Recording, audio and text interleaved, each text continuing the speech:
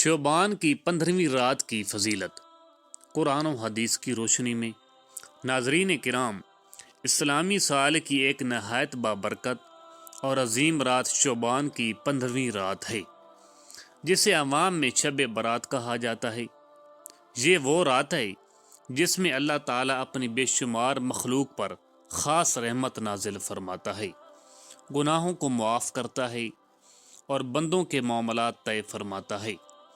اس رات کی اہمیت حضرت عائشہ رضی اللہ تعالی عنہا فرماتی ہیں کہ نبی کریم صلی اللہ علیہ وآلہ وسلم نے فرمایا، اللہ تعالیٰ شعبان کی 15ویں رات آسمان دنیا پر نزول فرماتا ہے اور بنی کلب کی بکریوں کے بالوں سے بھی زیادہ لوگوں کی مغفرت فرما دیتا ہے۔ ترمذی، ابن ماجہ۔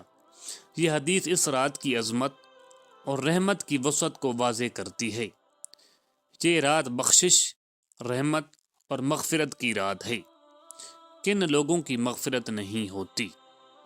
احادیث کے مطابق اس بابرکت رات میں بھی کچھ لوگ ایسے ہیں جن کی مغفرت نہیں ہوتی جب تک وہ توبہ نہ کر لے، جیسے مشرک، دل میں کینہ رکھنے والا، رشتہ توڑنے والا، والدین کا نافرمان، تکبر کرنے والا۔ یہ ہمیں یہ سبق دیتی ہے کہ صرف عبادت کافی نہیں، بلکہ دل کا صاف ہونا بھی ضروری ہے۔ اس رات میں کیا عبادت کریں؟ اس رات میں ہمیں چاہیے نفل نماز کا اہتمام کریں، اللہ سے گڑ گڑا کر توبہ کریں، درود پاک کی کثرت کریں، قرآن پاک کی تلاوت کریں، اپنے والدین اور تمام امت مسلمہ کے لیے دعا کریں۔